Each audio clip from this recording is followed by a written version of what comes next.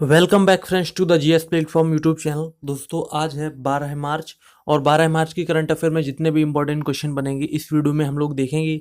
और अगर आप इस चैनल पर नए हैं तो चैनल को इस तरह से सब्सक्राइब कर लीजिए और पास वाले बेल आइकन को प्रेस कर दीजिए जिससे आपको नई वीडियो का नोटिफिकेशन मिलता रहे। और अगर आप आज की वीडियो की पीडीएफ को डाउनलोड करना चाहते हैं तो इस वीडियो के डिस्क्रिप्शन बॉक्स में जाइए और वहाँ पर पीडीएफ लिंक पर क्लिक करके उसको डाउनलोड कर सकते हैं। आप इस पीडीएफ को हमारे टेलीग्राम ग्रुप से भी डाउनलोड कर सकते हैं जिसकी लिंक वीडियो के डिस्क्रिप्शन बॉक्स में दी गई है। और वीडियो के लास्ट में आपसे करंट अफेयर की क्विज का क्वेश्चन पूछा जाएगा जिसका आंसर आपको कमेंट बॉक्स में देना होगा। तो वीडियो शुरू करने से पहले मैं आपको बता दूं, अगर आप किसी भी कॉम्पिटिटिव एग्जाम की तैयारी कर रहे हो तो आप हमारी हिस्ट्री सीरीज की वीडियोस को जरूर देखिए जिसकी लिंक वीडियो के डिस्क्रिप्शन बॉक्स में मिल जाएगी। तो चलिए शुरू करते हैं आज की वीडियो। तो आज की वीडियो का पहला क्वेश्चन है, किस राज्य की सरकार ने ओबीसी आरक्षण कोटे को 14% से बढ़ाकर 27% कर दिया है? तो देखिए यहाँ पर चार ऑप्शन दिए गए हैं, इनमें जो राइट आंसर है मध्य प्रदेश, ऑप्शन यहाँ पर बी सही होगा। तो देखिए मध्य प्रदेश सरकार ने अन्य पिछड़ा वर्ग यानी कि ओबीसी के लिए वर्तमान आरक्षण कोटे को बढ़ाकर 14% से 27% कर दिया है। और ये जो घोषणा है वो राज्य में विधि और कानूनी मामलों के मंत्री पीसी शर्मा द्वारा की गई थी और राज्य की राज्यपाल आनंदीबेन पटेल से सहमति प्राप्त करने के बाद अध्यादेश जारी किया गया और उसको अधिसूचित किया गया। यहाँ पर देखिए मध्य प्रदेश की बात की गई तो मैं आपको बता दूं मध्य प्रदेश की राजधानी है भोपाल, वहाँ के सीएम है कमलनाथ और गवर्नर है आनंदीबेन पटेल। यहाँ की लोकसभा से 29 सीटें हैं, राज्यसभा से 11 सीटें हैं, विधानसभा में कुल 230 सीटें आती हैं। और इस राज्य में कान्हा राष्ट्रीय अभ्यारण्य, बांधवगढ़ राष्ट्रीय अभ्यारण्य, फोसिल और माधवगढ़ राष्ट्रीय अभ्यारण्य है। और इस राज्य का जो उच्च न्यायालय है वो है जबलपुर में। राइट, तो आपको फर्स्ट क्वेश्चन से इतनी इंफॉर्मेशन मिल जाती है। नेक्स्ट क्वेश्चन देखते हैं, क्वेश्चन नंबर सेकंड, मोहम्मद सतायह को किस देश के पीएम के रूप में नामित किया गया है? तो यहाँ पर जो ऑप्शन है इनमें तो राइट आंसर है वो है फिलिस्तीन, ऑप्शन डी सही होगा।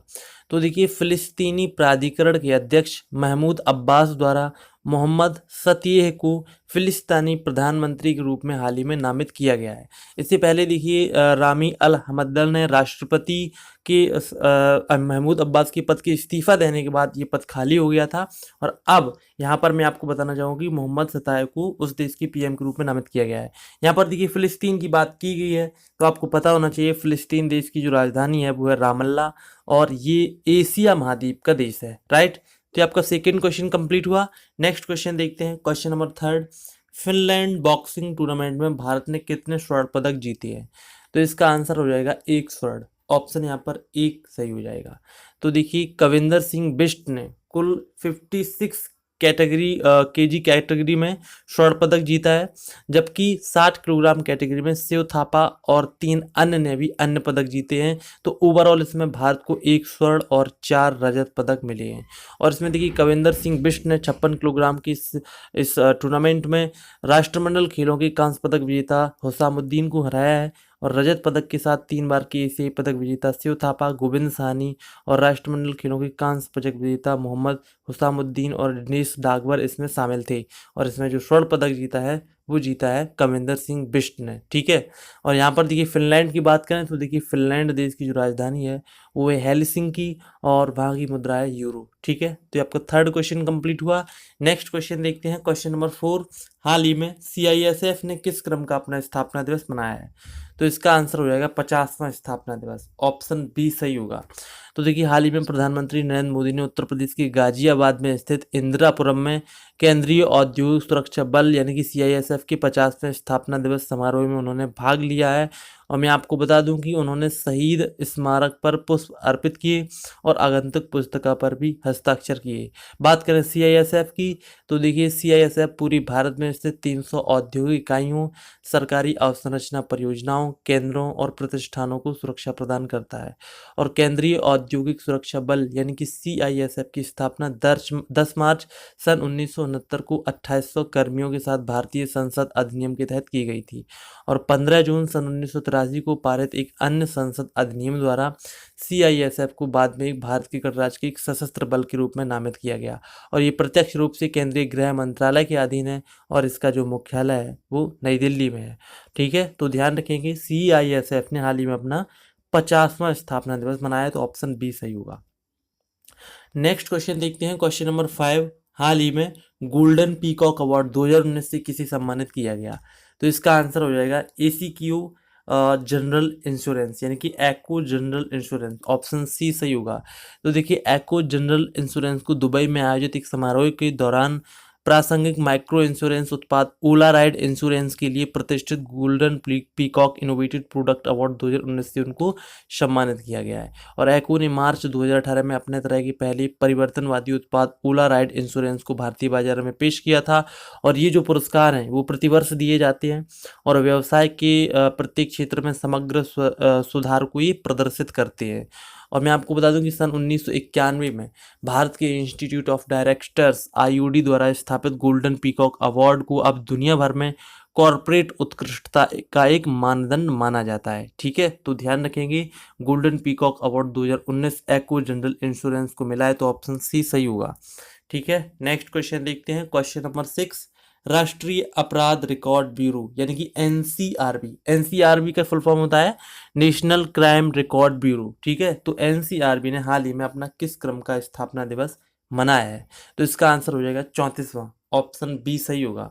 तो देखिए राष्ट्रीय अपराध रिकॉर्ड ब्यूरो ने अपना 34वां स्थापना दिवस मनाया है और राष्ट्रीय अपराध रिकॉर्ड ब्यूरो एनसीआरबी की स्थापना वर्ष 1986 1986 में भारतीय पुलिस को सूचना प्रौद्योगिकी से सशक्त बनाने के लिए की गई थी। ठीक है, और ब्यूरो भारत सरकार की राष्ट्रीय ई गवर्नेंस योजना के तहत एक mission mode project crime and criminal tracking network system के कार्यान्वयन के लिए एजेंसी की निगरानी कर रहा है।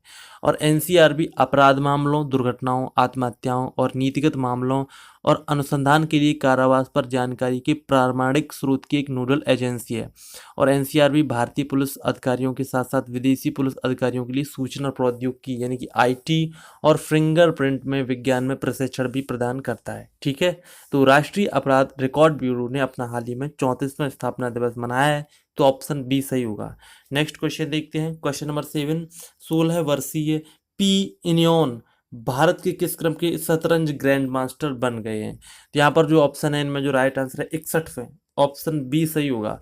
तो देखिए पी इनियोन जो कि 16 वर्ष के हैं, उन्होंने पेरिस में आयोजित नोइजिल ओपन 2019 के दौरान कुल 2500 अंक पार करने के बाद वो भारत के 61वें ग्रैंड मास्टर बन गए हैं, जो कि एक तरह से एक शतरंज खिलाड़ी के लिए सर्वोच्च सम्मान होता है।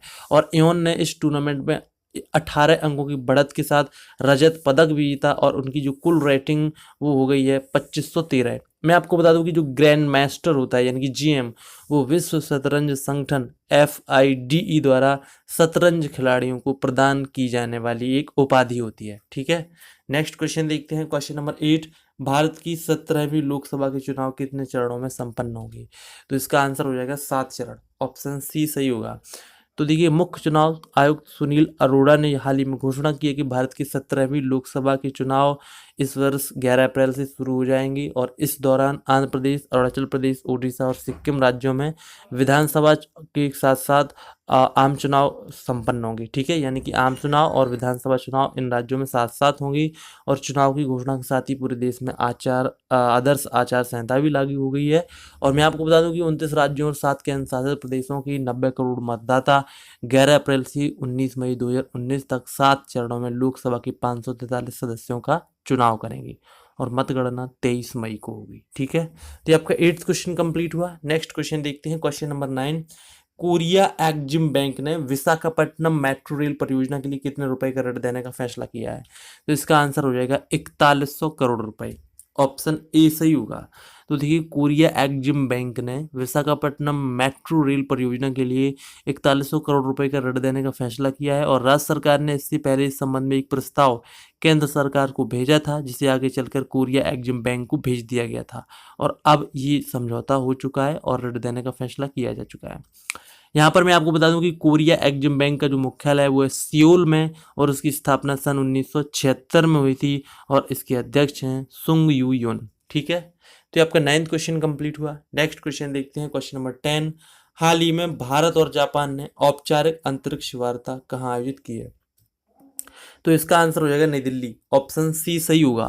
तो देखिए औपचारिक भारत जापान अंतरिक्ष वार्ता हाल ही में नई दिल्ली में आयोजित की गई है और इस वार्ता से दोनों देशों के बाहरी अंतरिक्ष से संबंधित मंत्रालयों और एजेंसियों को एक साथ लाने की संबंधित अंतरिक्ष नीतियों पर सूचना के आदान प्रदान का अवसर प्रदान हुआ है। और उनकी अंतरिक्ष उद्योगों की वैश्विक नेविगेशन उपग्रह प्रणाली के बीच द्विपक्षीय सहयोग पर भी चर्चा की गई। यहाँ पर देखिए जापान की बात की गई, तो मैं आपको बता दूं जापान की राजधानी है टोक्यो, वहाँ के पीएम है शिंजो आबे और मुद्रा है जापानी येन। ठीक है, तो आपका 10th क्वेश्चन कंप्लीट हुआ। नेक्स्ट क्वेश्चन देखते हैं, क्वेश्चन नंबर 11, किस मंत्री ने हाल ही में India cooling action plan launch किया है? तो इसका आंसर हो जाएगा डॉक्टर हर्षवर्धन, ऑप्शन बी सही होगा।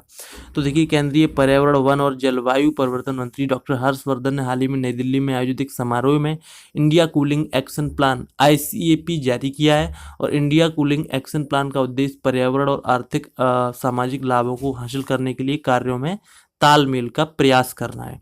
और इसके अतिरिक्त इस एक्शन प्लान का उद्देश्य समाज को पर्यावरणीय और सामाजिक आर्थिक लाभ प्रदान करते हुए सभी के लिए स्थायी शीतलन और ऊष्मीय सहूलियत प्रदान करना है।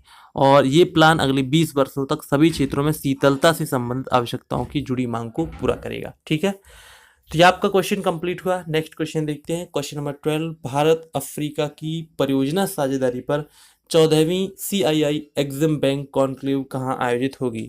तो यहाँ पर जो ऑप्शन दिए गए हैं इनमें जो राइट आंसर है नई दिल्ली, ऑप्शन ए सही होगा।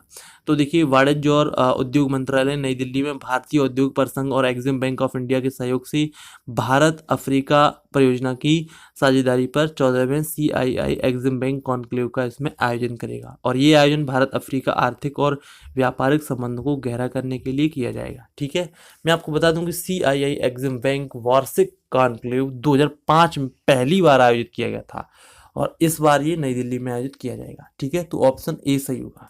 नेक्स्ट देखते हैं कल की खोज का आंसर, तो कल आपसे पूछा गया था राष्ट्रीय पुस्तक न्यास NBT के अध्यक्ष के रूप में किसे चुना गया है?